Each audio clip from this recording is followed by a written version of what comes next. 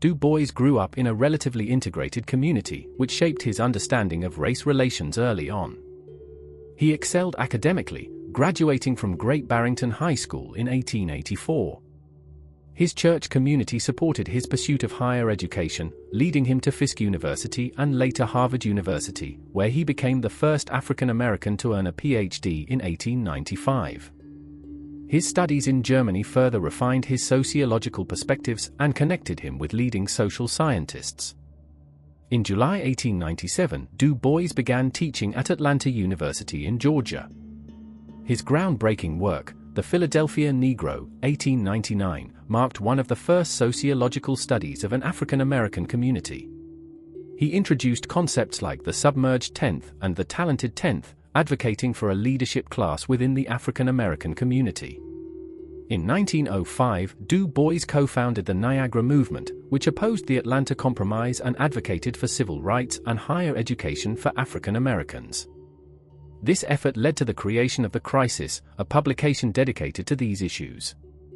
However, in early 1933, he resigned as editor due to conflicts with NAACP President Walter White and financial pressures from the Great Depression.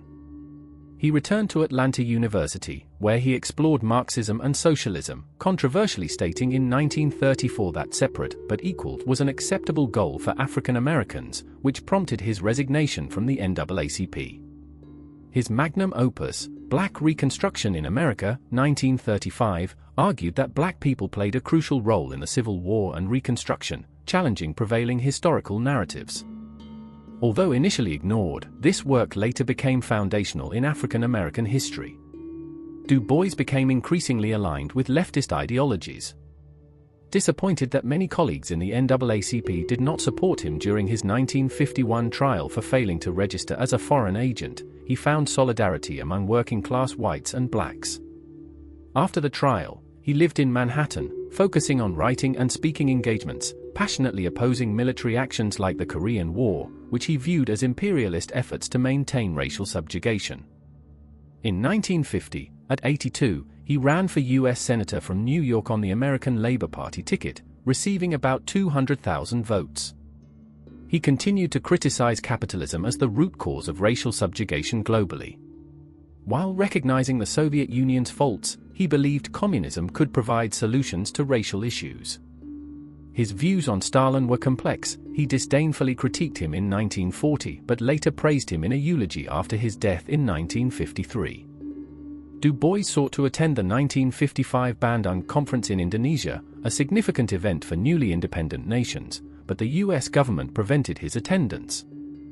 After the Supreme Court ruled in Kent v. Dulles that the State Department could not deny passports based on anti-communist affidavits, Du Bois and his wife, Shirley Graham Du Bois, traveled to the Soviet Union and China in 1958 to 1959, a trip he described as the most significant of his life.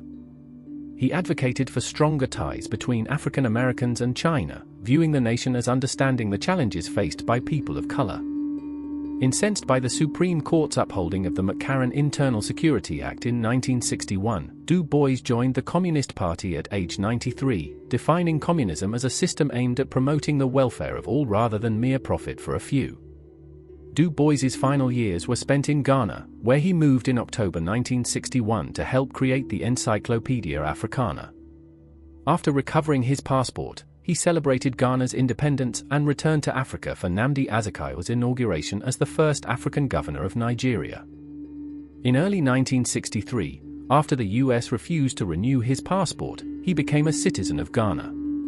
Du Bois died on August 27, 1963, in Accra, Ghana, at age 95. His death coincided with the March on Washington, prompting a moment of silence in his honor. He received a state funeral in Ghana, and his legacy continues to resonate in the ongoing struggle for civil rights and racial equality. Notably, the Civil Rights Act of 1964, embodying many reforms Du Bois campaigned for, was enacted nearly a year after his death. Du Bois's contributions have been recognized in numerous ways. In 1920, he was awarded the Spingarn Medal by the NAACP, acknowledging his exceptional achievements. His connection to Fisk University remained strong. In 1958, he was inducted into its Phi Beta Kappa chapter and received an honorary degree. The following year, he received the International Lenin Peace Prize from the USSR. In 1975, the W.E.B. Du Bois Institute for African and African American Research was established at Harvard University, highlighting his lasting impact on academia. The site of his childhood home in Great Barrington was designated a National Historic Landmark in 1976, further commemorating his legacy. Du Bois's influence extended to the U.S. Postal Service, which honored him with a portrait on a postage stamp in 1992. This was followed by a second stamp in 1998 as part of the Celebrate the Century series. In 1994, the main library at the University of Massachusetts Amherst was named for him after he transferred his papers there via his literary executor, historian Herbert Aptheker. In 2000, Harvard's Hutchins Center for African and African American Research began awarding the W.E.B. Du Bois Medal, considered the highest honor in the field of African and African American studies. Several institutions named buildings in his honor, including a dormitory at the University of Pennsylvania, where he conducted research for the Philadelphia Negro, and another at Hampton University. The Encyclopedia of the African and African American Experience dedicated the work to Du Bois, and Humboldt University of Berlin hosts a series of lectures in his name. Notably, scholar Molefi Kita-Sonti included Du Bois in his list of the 100 greatest African Americans in 2002. In 2005, Du Bois received a medallion in the Extra Mile, a memorial to American volunteers in Washington, D.C. In 2006, the American Sociological Association renamed its highest career award in his honor. By 2012, he was appointed Honorary Emeritus Professor at the University of Pennsylvania.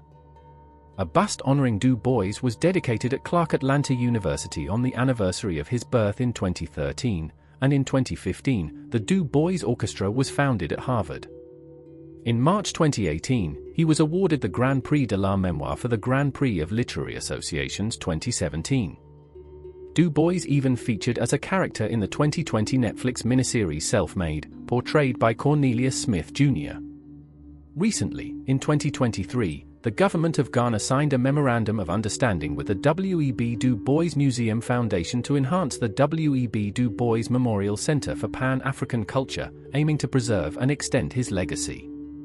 The following year, the Mellon Foundation announced a $5 million grant to support the new complex's development. Furthermore, the W.E.B. Du Bois Center at the University of Virginia was named in his honor, ensuring that his contributions to sociology, civil rights, and Pan-Africanism will continue to inspire future generations.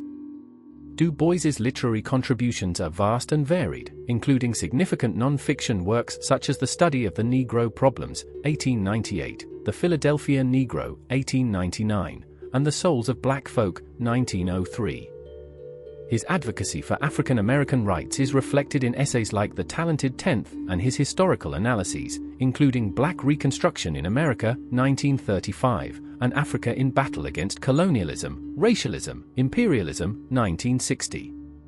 His literary legacy also includes novels such as The Quest of the Silver Fleece, 1911, and Dark Princess, a Romance, 1928, alongside autobiographical reflections in Dark Water, Voices from Within the Veil, 1920, and the autobiography of W.E. Burghardt Du Bois, 1968. Du Bois's life and work embody a relentless pursuit of justice and equality. Our Anthropology deeply thanks Du Bois for his contributions to sociology, civil rights, and Pan-Africanism, which continue to shape contemporary discussions on race and social justice, solidifying his legacy as a towering figure in American history. And we thank you, the viewer, for watching. We'll be back on Tuesday with another biopic.